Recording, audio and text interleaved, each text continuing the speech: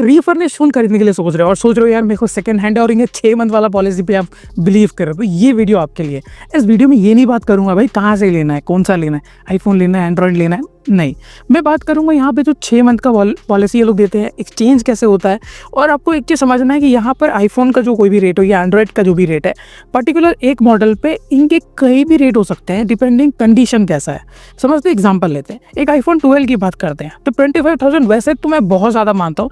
25,000 और इतने साल पुराने फ़ोन पे जिसकी कैमरा भी घटिया हो चुकी है क्योंकि आईफोन ने पहले उसके अपडेट के नाम पे उसकी कैमरा की ले रखी हुई है, उसके बाद भी अगर आप एक आईफोन 12 और 13 लेने जा रहे हो अभी 2026 या 25 में, बिल्कुल मत लो।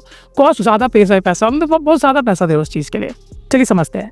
अब एग्जाम्पल के तौर पे एक आईफोन 12 लेते हैं और हमने उसका पे किया 24,000 रुपीज़ एग्जाम्पल।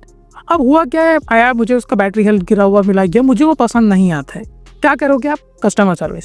अब कस्टमर सर्विस क्या करता है, आपको बोलेगा ठीक है हम एक पिकअप शेड्यूल करते हैं, यानी कि आपके घर से हम पिकअप उठाएंगे एंड जैसे ही पिकअप आएगा हम अपने घर, जैसे ही आप पे आएगा हम सर्विस करके आपको दे देंगे। तो 3 दिन लगता है, याद रखिएगा। जब ये लोग पिकअप शेड्यूल करते हैं तो नेक्स्ट डे का लोग पिकअप शेड्यूल कर देंगे, तो शिप रॉकेट हो गया या डिलीवरी हो गया।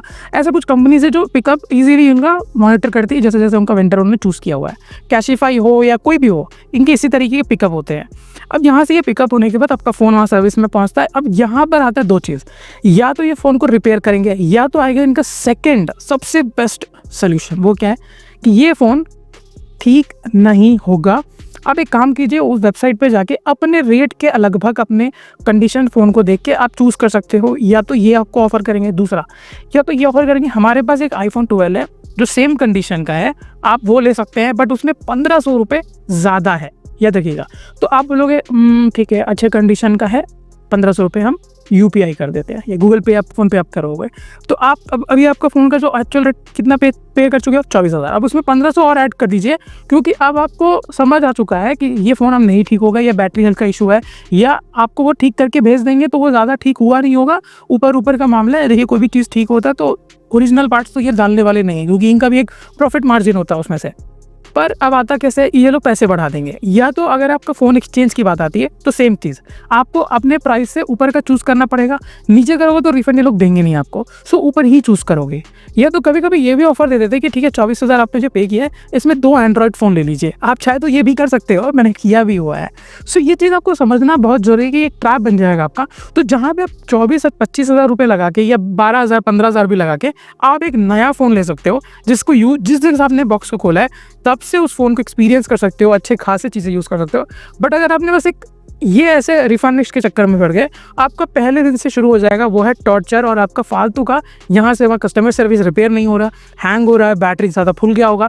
मतलब 1-2 महीने तो ठीक चलता है बट तीसरे महीने में बैटरी के पैनल फुल जाएंगे, आपका ना जो डिस्प्ले और उसका बैक का उसमें बहुत बड़ा गैप देखने के लिए मिल जाएगा। सो आपको ये टोटल ओवरऑल समझना पड़ेगा कि रिफंडिश का मतलब जैसे उनमें रहता है 154, 134 या 144 चेकलिस्ट होता है। इसका मतलब होता है वो चेकलिस्ट में वो लोग देखते हैं क्या क्या रिपेयर करना है, वो रिपेयर करके देती हैं।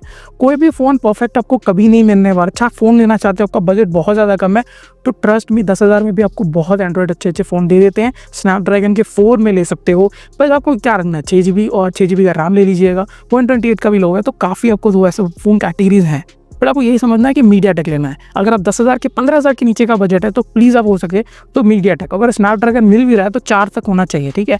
उसमें ये तब चेक कर लेना कैसे आपको स्नैपड्रैगन मीडियाटेक कौन सा लेना है।